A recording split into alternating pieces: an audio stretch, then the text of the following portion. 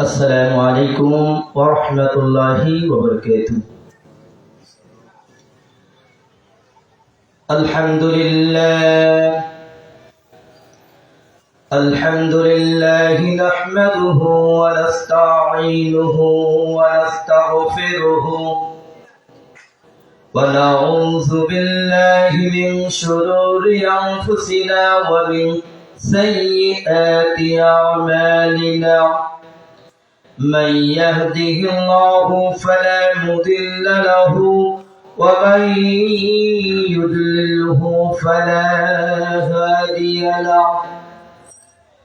ونشهد أن لا إله إلا الله وحده لا شريك له، وأشهد أن سيدنا وحبيبنا وطبيبنا وقلوبنا ومولانا محمدا عبده ورسوله الذي يرسله بالحق بشيرا ونذيرا وداعيا إلى الله بإذنه وسراجا منيرا. فقد قال الله تعالى في كلامه المجيد والفرقانه الحميد: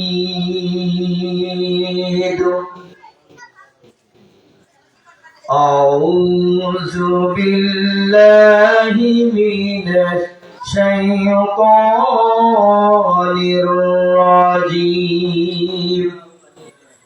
بسم الله الرحمن الرحيم.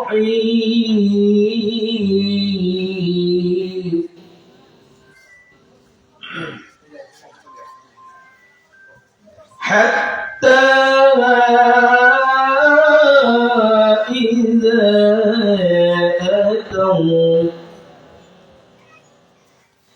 إذا أتوا على واد النمل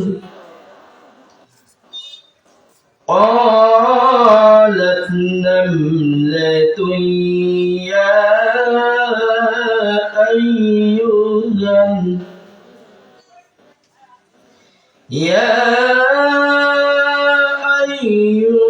النمل ادخلوا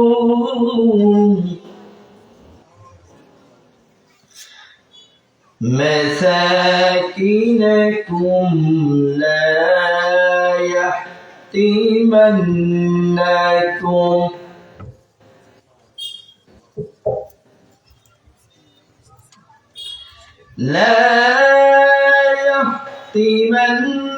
يحطمنكم سليمان.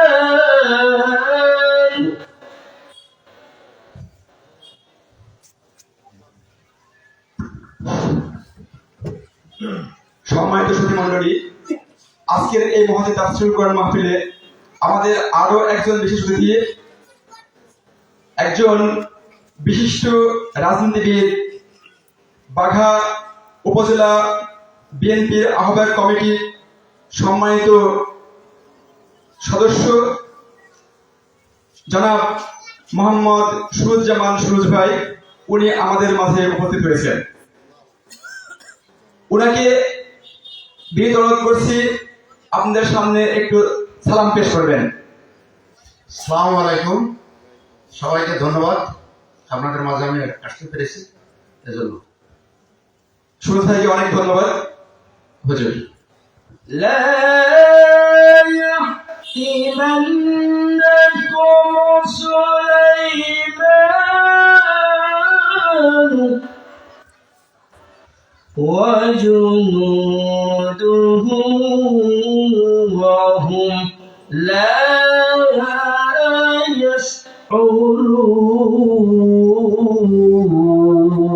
يشعرون.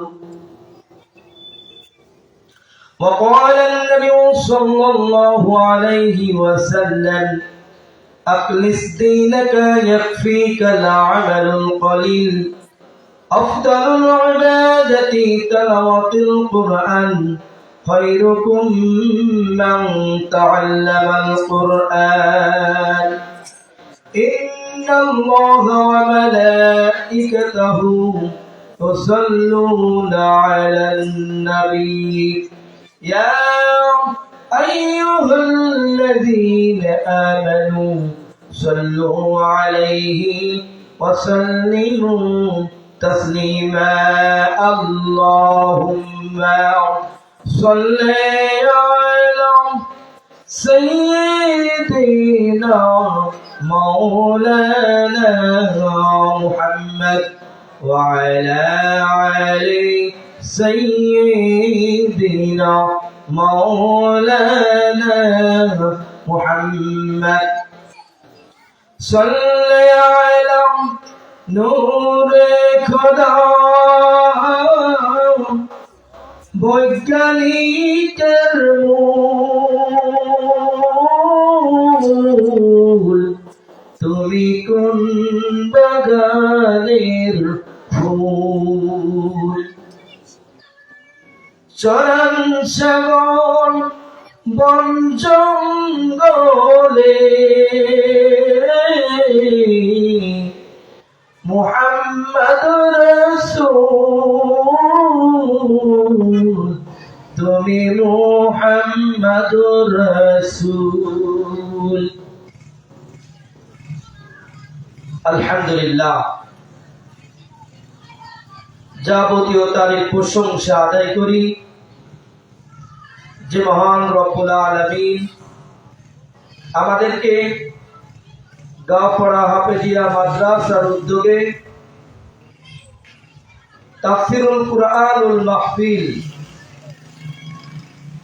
৪৬তম এই মাহফিলের সম্মানিত সভাপতির আসন অলংকৃত করেছেন সাবেক অধ্যক্ষ বাগা ফাজিল মাদ্রাসা আব্দুল গফুর মিয়া সাহেব। আমি তার জন্য দোয়া করি আল্লাহ পাক তাকে হায়াতে তৈয়বা দান করুন, আমিন।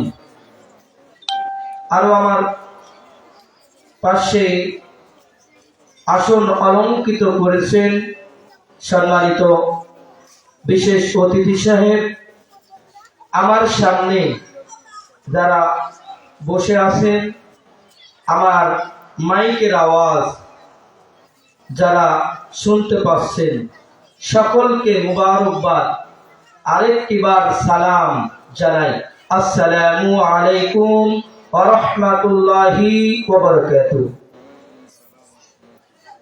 আমরা এই মাহফিল কর্তৃপক্ষ এবং যারা বসে আছেন, আপনারা খুশি না বেজার? আলহামদুলিল্লাহ, সকলে খুশি।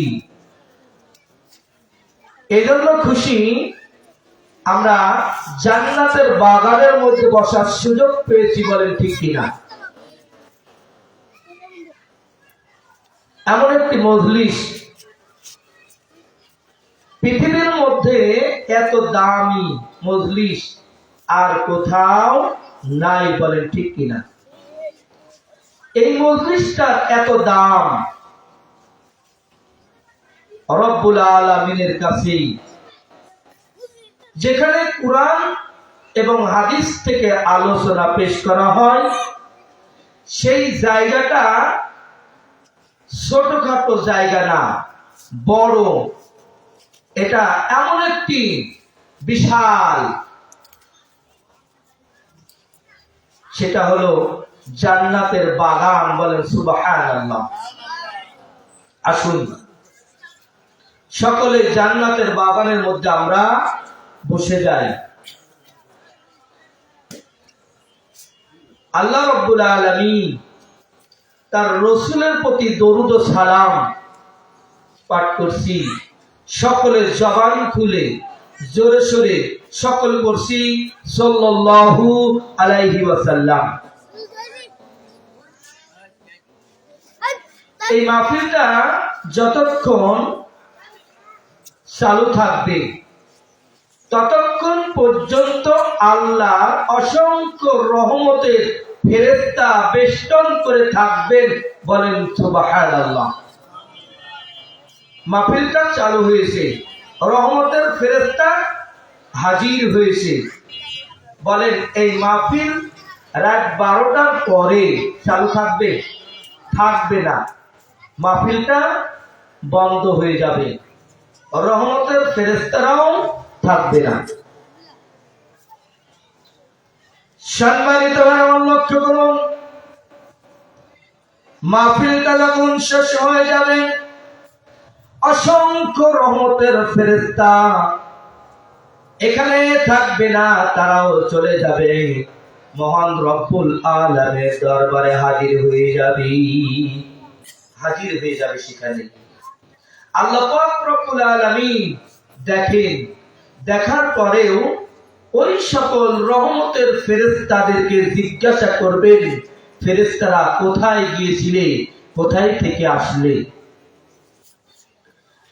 আল্লাহ পাক রব্বুল আলামিন জিজ্ঞাসা করবেন, ফেরেশতারা বলবে, রব্বুল আলামিন গাঁওপাড়া হাফেজিয়া মাদ্রাসার প্রাঙ্গণে রব্বুল আলামিন আপনার গুণ কীর্তন, আপনার প্রশংসা তারা আদায় করে, আপনার নবী সম্পর্কে, কুরআন এবং হাদিস সম্পর্কে তারা আলোচনা করে।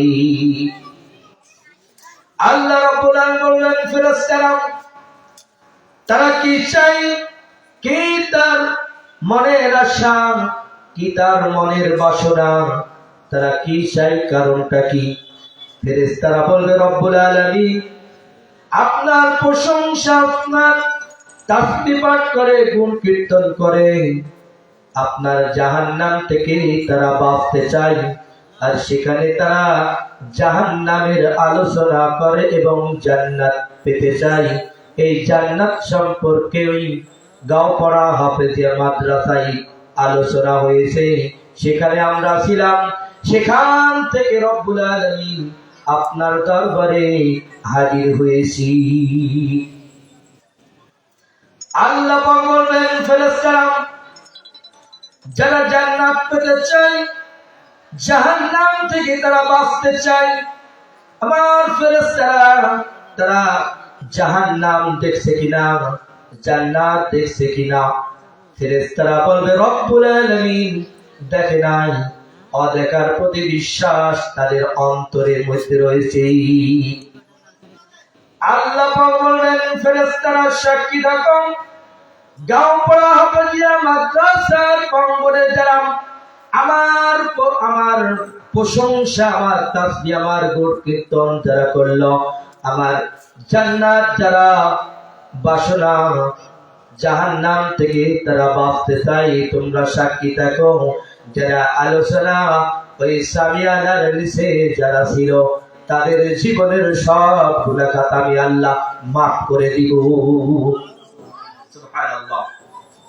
দেখছেন, এটা ছোটখাটো জায়গা নয়, এখন এমন একটি জায়গায় পরিণত হয়েছে, রিয়াদুল জান্নাত, জান্নাতের বাগান। বলেন সুবহানাল্লাহ। তাহলে আমরা যতক্ষণ বসে থাকবো, কোথায় বসে থাকবো? জান্নাতের বাগানের মধ্যে। বলেন সুবহানাল্লাহ। সামনে মাহে রমজান মাস আসছে, এই কুরআনুল কারীম আমরা যে পেয়েছি, এই কুরআনুল কারীম সম্পর্কে কিছু আলোচনা করার দরকার, নাকি বলেন? যেহেতু তাফসিরুল কুরআনুল মাহফিল, কুরআন থেকে আলোচনা করার দরকার। এটা একটা কিতাব, একটা কিতাব। এই কিতাবের মধ্যে যা কিছু আছে এটা হলো আল্লাহর কালাম। বলেন সুবহানাল্লাহ। এই আল্লাহ পাক রব্বুল আলামিনের কালাম কুরআনুল কারীম এই পৃথিবীর মধ্যে নাজিল করেছেন। এই কুরআনুল কারীমকে যদি জিজ্ঞাসা করি, কুরআন, কোন মানুষকে যদি জিজ্ঞাসা করা হয়, ভাই আপনার বাড়ি কোথায়, এই মানুষটা কি বলতে পারে না আমার বাড়ি অমুক মহল্লায়, অমুক গ্রামে, অমুক জেলা, অমুক উপজেলা? বলেন ঠিক কিনা? কুরআনুল কারীমকে যদি প্রশ্ন করি, কুরআন তোমার বাড়ি ছিল কিনা, তোমার ঘর, তুমি কোথায় ছিলে, কোথায় থেকে এই পৃথিবীর মধ্যে আসলে। কুরআনুল কারীমকে প্রশ্ন করি, কুরআন তুমি বলে দাও। আমরা কিতাব পেয়েছি, কুরআনুল কারীম পেয়েছি, কুরআন তোমার কাছে প্রশ্ন করলাম বাংলা, কুরআন তুমি বলে দাও তোমার বাড়ি, তোমার ঘর কোথায় ছিলে আর কোথায় থেকে এই পৃথিবীর মধ্যে নাজিল হয়েছো। কুরআনুল কারীমকে প্রশ্ন করলাম, কুরআন কারীম জবাব দিয়ে বলছেন, বাল হুয়া কুরআনুম মাজিদ ফি লাওহিম মাহফুজ। আল্লাহু আকবার। চিৎকার দেবেন আল্লাহু আকবার। এই তো আলহামদুলিল্লাহ, জবান একটু জোরে হয়েছে নাকি? আবার বলো আল্লাহু আকবার। মাশাআল্লাহ, আলহামদুলিল্লাহ। সম্মানিত ভাই, লক্ষ্য করুন, কুরআনুল কারীম বলছে আমার বাড়ি ছিল, সেটার নাম হলো লাউহে মাহফুজ, আর সেখান থেকে আমি কুরআনুল কারীম পৃথিবীর মধ্যে নাজিল হয়েছি। কোথায়? লাউহে মাহফুজ, একটা সুরক্ষিত ফলক, সেখান থেকে আমি এই পৃথিবীর মধ্যে নাজিল হয়েছি। বলেন সুবহানাল্লাহ। সম্মানিত ভাই, লক্ষ্য করুন, কুরআনুল কারীমকে প্রশ্ন করি, কুরআন নাজিল হয়েছে কোন মাসে সেটাও বলে দিতে পারেন। কুরআনুল কারীমের মধ্যে আল্লাহ রাব্বুল আলামিন সেটাও বলে দিয়েছেন, শাহরু রমাদানাল্লাযী উনজিলা ফীহিল কুরআন। আল্লাহু আকবার। আমি এই কুরআনুল কারীম নাযিল হয়েছি, সেটা এমন একটি মাস, সেই মাসটার নাম হলো আমাদের সামনে, সেই মাসটার নাম বলেন কোন মাস? মাহে রমজান মাসের মধ্যে কুরআনুল কারীম নাযিল হয়েছে। সুবহানাল্লাহ। কুরআনুল কারীমকে প্রশ্ন করলে এইরকম ভাবে উত্তর দিতে পারবে, সব বলে দিতে পারবে। বলেন ঠিক কিনা? সম্মানিত ভাই, লক্ষ্য করুন, কুরআনুল কারীমকে প্রশ্ন করি, কুরআন মারহাবা। কুরআনুল কারীমকে প্রশ্ন করি, কুরআন এই পৃথিবীর মধ্যে তুমি নাজিল হয়েছো, তোমার কাজ কি, তোমার কর্ম কি, কারণ কি? এমনি এমনি দুনিয়ার মধ্যে নাজিল হয়েছো কিনা? কুরআনুল কারীমকে প্রশ্ন করলাম, কুরআনুল কারীম জবাব দিয়ে বলছেন, হুদাল লিন্নাসি ওয়া বাইয়িনাতিন মিনাল হুদা ওয়াল ফুরকান। আল্লাহু আকবার। চিৎকার দিয়ে বলুন আল্লাহু আকবার।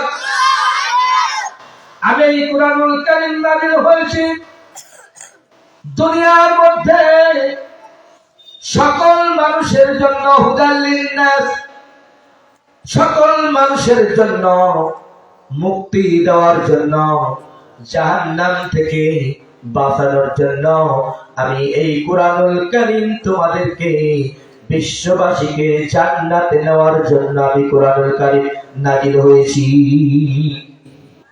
তাহলে এই কুরআনুল কারীম নাযিল হয়েছে হুদাল লিন্নাস, বিশ্ববাসীর জন্য হিদায়াত স্বরূপ। বলেন সুবহানাল্লাহ। তো যাই হোক, কুরআনুল কারীম সম্পর্কে আলোচনা যদি প্রশ্ন করা হয়, কুরআনুল কারীমকে সব বলে দিতে পারবে। বলেন ঠিক কিনা? সম্মানিত ভাই, লক্ষ্য করুন, আল্লাহ পাক রব্বুল আলামিন কুরআনুল কারীমকে নাযিল করলেন মাহে রমজান মাসের মধ্যে। এবার কুরআনুল কারীমকে জিজ্ঞাসা করি, কুরআনুল কারীম তুমি নাযিল হয়েছো রমজান মাসে, কিন্তু সেটা দিন ছিল না, রাত ছিল, সেই রাতটার নাম কি বলে দিতে পারবে কিনা? কি বলে দিতে পারবে না? পারবে। কুরআনুল কারীম বলে দিতে পারবে সেই রাত কোন রাত? লাইলাতুল কদর খায়রুম মিন আলফি শাহর তানাজ্জালুল মালাইকাতু ওয়ার রূহ।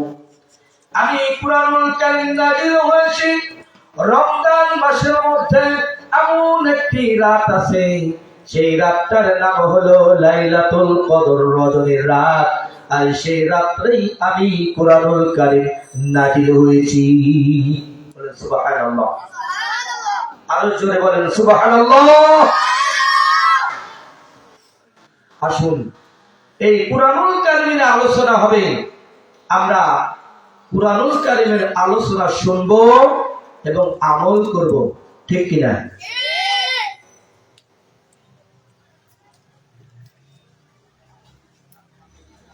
আমার আলোচনা সূরা নমল থেকে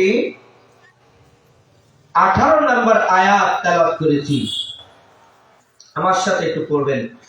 আউযু বিল্লাহি মিনাশ শাইতানির রাজীম। বিসমিল্লাহির রাহমানির রহিম। حتى إذا أتوا على واد النمل قالت نملة يا أيها النمل ادخلوا مساكنكم لا يحطمنكم سليمان وجنوده وهم لا يشعرون. الله أكبر. ولقد آتينا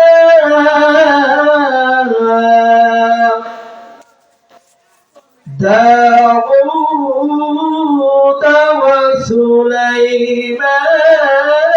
وسليمان علما وقال الحمد لله الذي فضلنا على كثير من عباده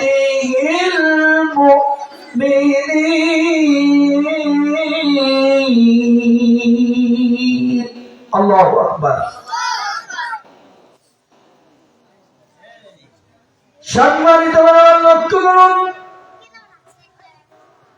আল্লাহ পাক রব্বুল আলামিন সূরা নমলের 15 নম্বর আয়াতে আল্লাহ পাক রব্বুল আলামিন বললেন, ওয়ালাকাদ আতাইনা দাউদ ওয়া সুলাইমানা ইলমা। আমি অবশ্যই দাউদ আর সুলাইমান সাল্লামকে জ্ঞান দিলাম, ইলম দিলাম। তারা উভয় বলল, তার সকল আল্লাহ রাব্বুল আলামিন আমাদেরকে শ্রেষ্ঠতা দান করেছেন। বলেন সুবহানাল্লাহ। তারা বলল, আল্লাহ পাক রব্বুল আলামিন আমাদেরকে ইলম দান করলেন, জ্ঞান দান করেছেন। হযরত দাউদ আর সুলাইমান আলাইহিস সালাম বলছেন, সম্মানিত লক্ষ্য করুন, হযরত দাউদ আলাইহিস সালামকে আল্লাহ পাক রব্বুল আলামিন, আল্লাহর একজন নবী, তার নাম হলো দাউদ আলাইহিস সালাম। বলেন তো নাম কি? হযরত দাউদ আলাইহিস সালাম আল্লাহর নবী। এই দাউদ আলাইহিস সালাম আল্লাহর কাছে ফরিয়াদ করলেন, রব্বুল আলামিন, আমি আপনার নবী, আমি দাউদ আলাইহিস সালাম, আমার অনেক বয়স হয়েছে, বুড়া হয়ে গেছি। রব্বুল আলামিন আমার 19টা সন্তান দান করেছ। রব্বুল আলামিন তোমার কাছে ফরিয়াদ এবং আরজি পেশ করলাম। আমার 19টা সন্তানের মধ্যে একজন সন্তানকে যদি তুমি নবী বানাই দিতে, তাহলে আমার কলেজা ঠান্ডা হয়ে যাবে। বলেন সুবহানাল্লাহ। আল্লাহর কাছে ফরিয়াদ করলেন, আল্লাহ আমার 19টা সন্তান, একজন সন্তানকে যদি নবী বানাই দিতে, নবুয়তির দায়িত্ব যদি দিতে, তাহলে আমার কলেজা ঠান্ডা হয়ে যাবে। বলেন সুবহানাল্লাহ। সম্মানিত লক্ষ্য করুন, আল্লাহর কাছে দোয়া করলেন, আল্লাহ পাক রব্বুল আলামিন দোয়া কবুল করবেন। আল্লাহ পাক হযরত জিবরাইল আলাইহিস সালামকে ডাক দিলেন, জিবরাইল আসো, জিবরাইল আসো। আল্লাহ রাব্বুল আলামিন হুকুম করলেন, ও জিবরাইল চলে যাও, জান্নাতের মধ্যে থেকে একখানা বাক্স নিয়ে আমার নবী হযরত দাউদ আলাইহিস সালামের কাছে হাজির হয়ে যাও। ফেরেশতা জান্নাতের মধ্যে একখানা বাক্স আল্লাহ পাক রব্বুল আলামিন দিলেন, যাও আমার নবী হযরত দাউদ আলাইহিস সালামের কাছে হাজির হয়ে যাও, একখানা বাক্স নিয়ে যাও। এই বাক্সটা থাকবে তালা দেওয়া, চাবি থাকবে না। এই বাক্সের মধ্যে 3টা জিনিস দিয়ে দিলাম। এই 3টা জিনিসের নাম যদি তার কোন সন্তান বলে দিতে পারে, তাহলে ওই সন্তানকে আমি আল্লাহ রাব্বুল আলামিন নবুয়তি দায়িত্ব দিব। হযরত জিবরাইল সাল্লাম জান্নাতের মধ্য থেকে একখানা বাক্স আনা হলো। বাক্সখানা নিয়ে হযরত দাউদ আলাইহিস সালামের দরবারে হাজির হয়ে গেল। সালাম দিয়ে বললেন, আল্লাহর নবী দাউদ আলাইহিস সালাম আল্লাহর কাছে ফরিয়াদ করেছিলেন, আল্লাহ রাব্বুল আলামিন আপনার দোয়া কবুল করবেন, তবে আপনাকে আপনার ওই সন্তানদেরকে পরীক্ষা করবেন। পরীক্ষায় যে পাস করবে তাকে আল্লাহ রাব্বুল আলামিন নবুয়তি দায়িত্ব দিবে। কি দিবে? এই 19টা সন্তানের মধ্যে যে সন্তান বলে দিতে পারবে এই বাক্সের মধ্যে কি আছে, বাক্স থাকবে তালা দেওয়া, চাবি থাকবে না। হযরত দাউদ আলাইহিস সালামকে বলা হলো, দাউদ আলাইহিস সালাম তার সন্তানদেরকে ডাক দিলেন, আমার সন্তান ছেলে বাবারা আমার কাছে আসো, তোমাদের সাথে আমার কথা আছে। আল্লাহর কাছে দোয়া করেছিলাম, ফরিয়াদ করেছিলাম, আমার 19টা সন্তান, 19টা সন্তানের মধ্যে যদি একজন সন্তানকে যদি তুমি নবী বানাই দিতে, তাহলে আমার কলেজা ঠান্ডা হয়ে যাবে। আমি এই দোয়া করেছিলাম, আল্লাহ রাব্বুল আলামিন জান্নাতি একটা বাক্স পাঠিয়েছি। বাবারা, এই জান্নাতের বাক্স থাকবে তালা দেওয়া। এই বাক্সের মধ্যে 3টা জিনিস আছে।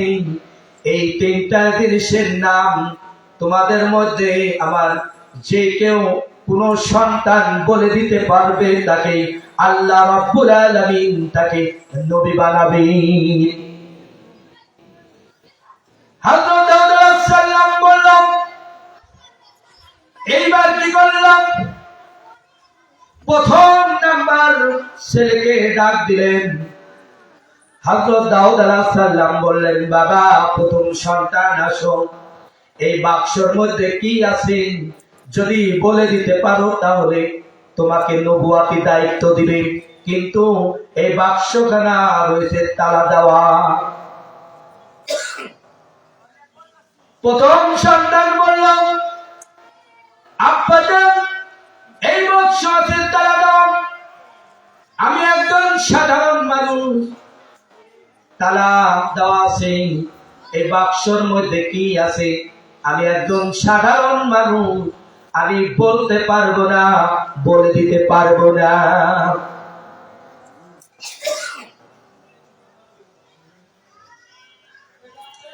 সম্মানিত লক্ষ্য করুন,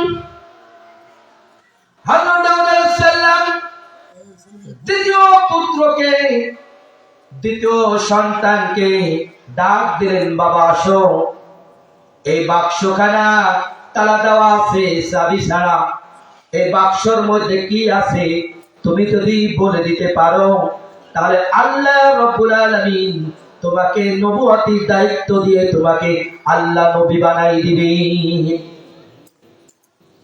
দ্বিতীয় নাম্বার সে বলল, আব্বাজান এই বাক্সখানা রয়েছে তালা দেওয়া, আমি একজন সাধারণ মানুষ, বলতে পারবো না। তৃতীয় নাম্বার সন্তানকে ডাক দেওয়া হলো, বাবা বলো এই বাক্সর মধ্যে কি আছে, তুমি যদি বলে দিতে পারো তাহলে তোমাকে আল্লাহ পাক নবী বানাই দিবে। এক এক করে 18 নাম্বার 17 নাম্বার সন্তান কেউ বলতে পারলো না। 17 নাম্বার ছেলে বলল, বাবা এটা হলো আপনি ছাড়া কেউ বলতে পারবে না, কারণ আপনি হলেন আল্লাহর নবী, আপনি গায়েবী সব সম্পর্কে আপনি বলতে পারবেন। হযরত দাউদ আলাইহিস সালাম বললেন, না আমি আল্লাহর নবী, কিন্তু এই বাক্সর মধ্যে কি আছে আমি নবী হওয়ার পরেও আমি বলতে পারবো না, এই বাক্সর মধ্যে কি আছে আমি গায়েবী আমি বলতে পারবো না, আমি নবী হওয়ার পরেও আমি এটা বলতে পারবো না। এই পৃথিবীর মধ্যে অনেক মানুষ আছে আমি গায়েবী সব বলে দিতে পারি, কি বলে না, আমি গায়েবী সব বলতে পারি, কিন্তু নবী হওয়ার পরেও বলতে পারছে না বাক্সর মধ্যে কি আছে। বলেন সুবহানাল্লাহ। সম্মানিত লক্ষ্য করুন, 18 নাম্বার ফেল হয়ে গেল।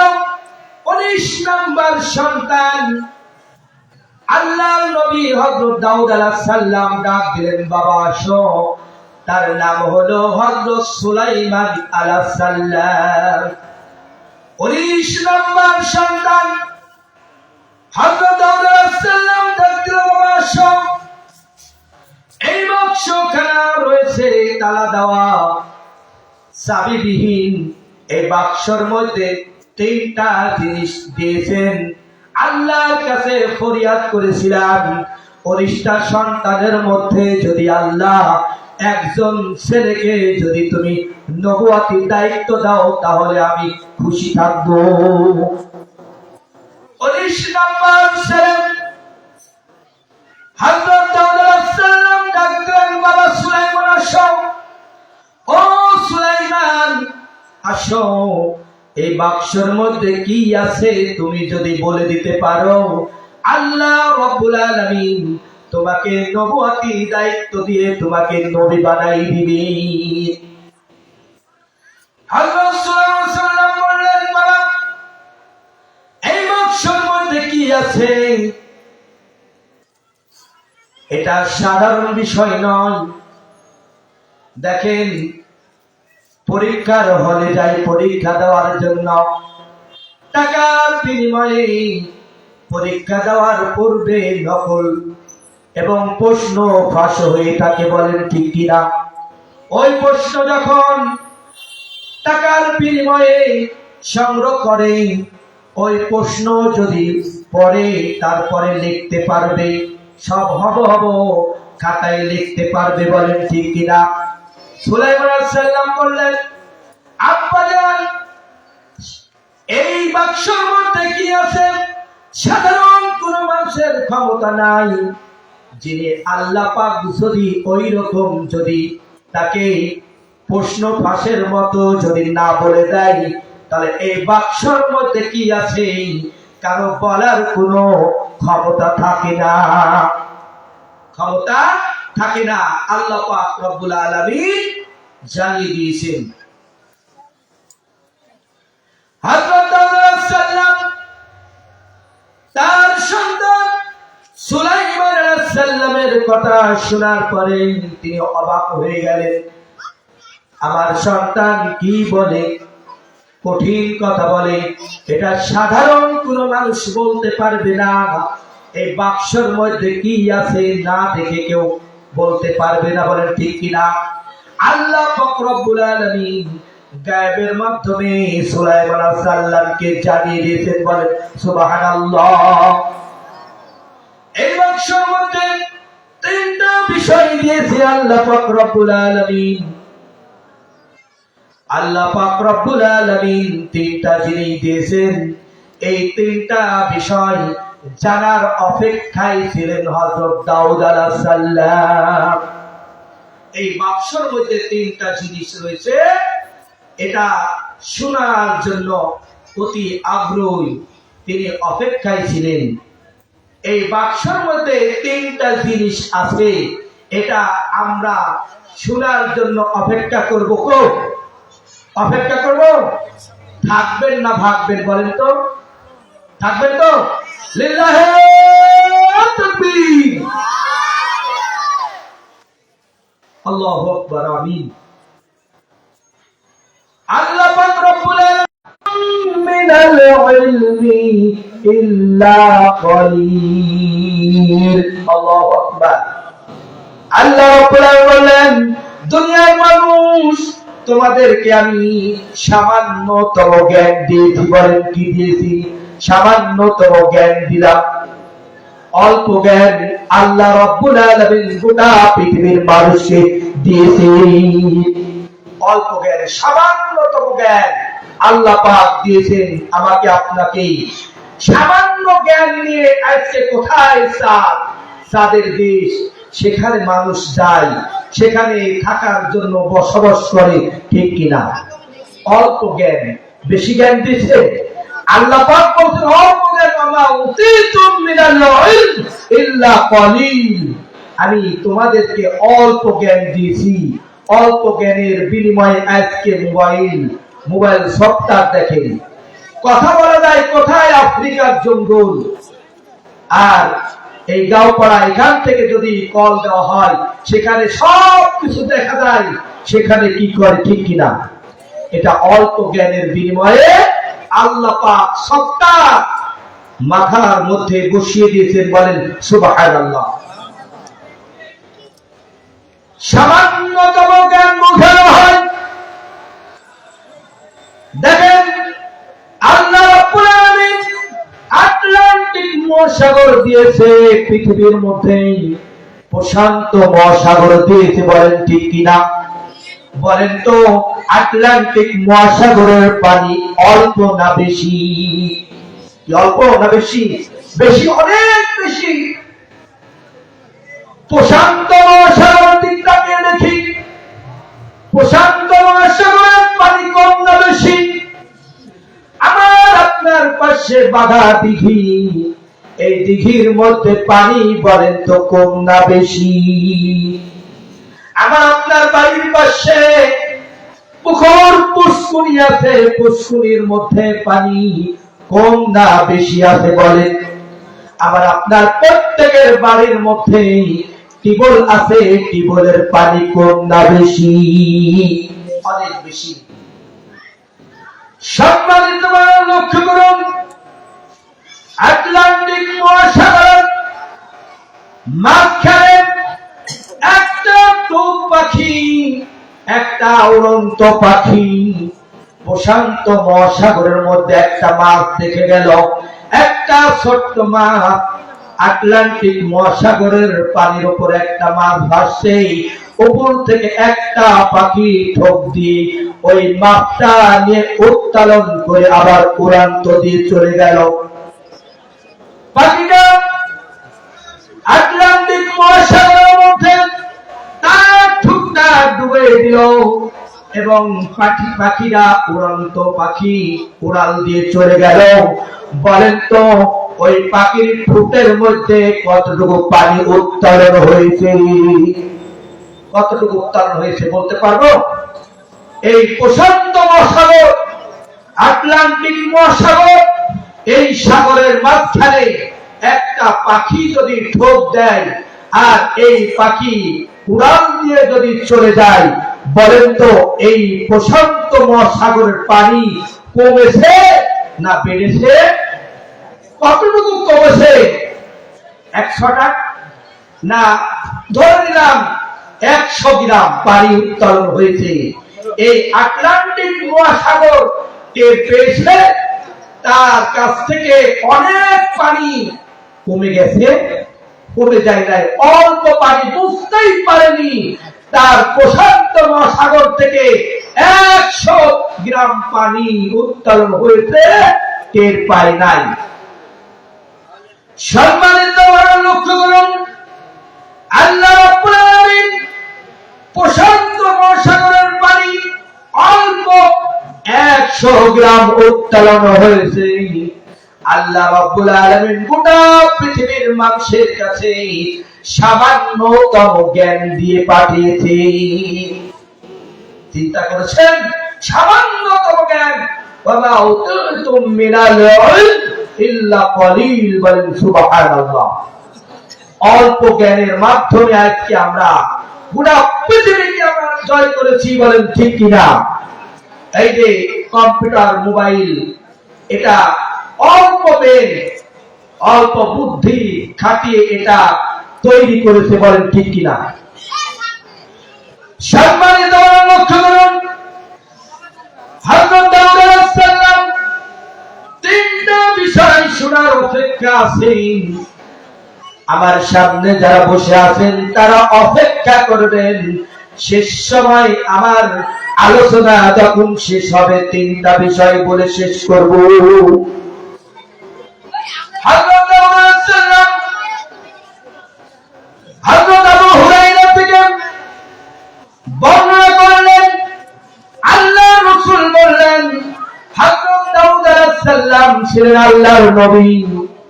এই আল্লাহর নবী হযরত দাউদ আলাইহিস সালাম যখন তার ঘর থেকে বের হতেন, বলেন কি করতেন? তার বাড়ি থেকে যখন তিনি বের হয়ে যেতেন তার ঘরের সকল দরজাগুলো বন্ধ করা হতো। কি হতো? হযরত দাউদ আলাইহিস সালাম যখন ঘর থেকে বের হতেন তখন তার সকল ঘরের দরজাগুলো লক করা হতো, বন্ধ করা হতো। হযরত দাউদ আলাইহিস সালাম যতক্ষণ পর্যন্ত বাড়ির ভিতর প্রবেশ না করবেন ততক্ষণ তার বাড়ির মধ্যে কোনো মানুষ প্রবেশ করতে পারতেন না। আল্লাহ রাসূল তার সাহাবীদেরকে একদিন এই বিষয় আলোচনা করলেন। হযরত আবু হুরায়রাকে বললেন, আবু হুরায়রা, হযরত দাউদ আলাইহিস সালাম একদিন তার ঘর থেকে বের হলেন, তার ঘরের দরজাগুলো বন্ধ করা হলো। কিছুক্ষণ পরে তার ঘরের সকল দরজা বন্ধ হয়ে গেল। কিছুক্ষণ পরে হযরত দাউদ আলাইহিস সালামের স্ত্রী দেখলেন তার বাড়ির মধ্যে মাঝখানে একটা মানুষ দাঁড়িয়ে আছে। হযরত দাউদ আলাইহিস সালামের স্ত্রী তাকে জিজ্ঞাসা করলেন, আমার এই বাড়ির সকল দরজা বন্ধ, আপনি কেমনে কিভাবে বাড়ির